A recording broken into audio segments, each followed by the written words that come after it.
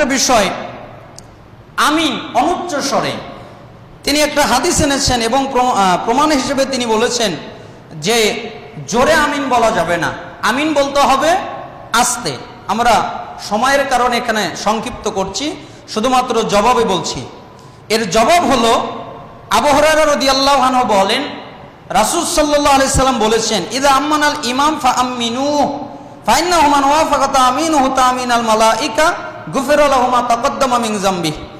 ইমাম যখন আমিন বলে তখন তোমরা আমিন বলবে, কেননা যার আমিন বলে ইমামের আমিনের সাথে মিশে যাবে তার পূর্বের যত গুনাহ আছে আল্লাহ ক্ষমা করে দিবেন।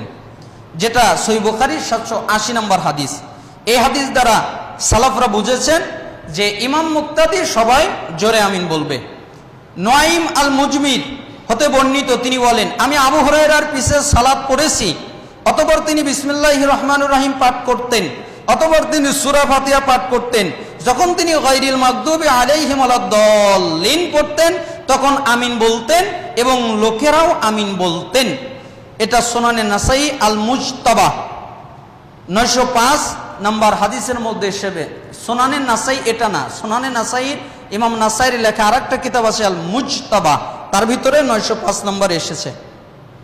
আবু হুরায়রা থেকে বর্ণিত, তিনি বলেন, রাসূল সাল্লাল্লাহু আলাইহি ওয়াসাল্লাম যখন উম্মুল কোরআন সূরা ফাতিহা হতে অবসর হতেন, মানে পাঠ করা সমাপ্ত করতেন, তখন তার আওয়াজকে অনেক উঁচু করতেন এবং তিনি বলতেন আমিন, মানে উঁচু করে আমিন বলতেন। সহিহ ইবনে হিব্বান 1803 নম্বর হাদিস।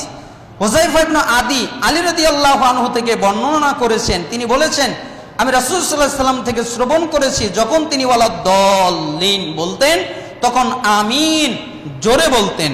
যেটা সুনান ইবনে মাজাহ 854 এসেছে, আরো অনেক জায়গায় এসেছে। ইবনে উম্মুল হুসাইন হতে বর্ণিত, তিনি তার দাদি থেকে বর্ণনা করেছেন, আমি নবী করিম সাল্লাল্লাহু আলাইহি সাল্লামকে মালিক ইয়াউমিদ্দিন পড়তে শুনেছি, এমনকি যখন তিনি ওয়ালাদ-দাল্লিন পর্যন্ত পৌঁছলেন তখন বললেন আমিন। মুজাম্মু আবু ইয়ালা 313 নম্বর হাদিস, হাসান লিজাতিহি, হাদিসের মান সহিহ হাদিস। তার মান রাসূল সাল্লাল্লাহু আলাইহি সাল্লাম জোরে আমিন বলতেন। এমনকি হাদিসের মধ্যে এসেছে যে আমিন জোরে বলা এবং সালাম দেওয়া, এই দুইটাকে সবচেয়ে বেশি হিংসা করে ইহুদিরা।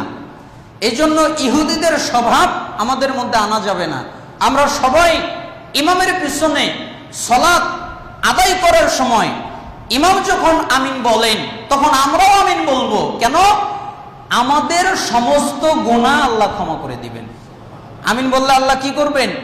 সমস্ত গুনাহ ক্ষমা করবেন। দলিল বুখারীর 780 নম্বর হাদিস। আমি মাঝে মধ্যে বলি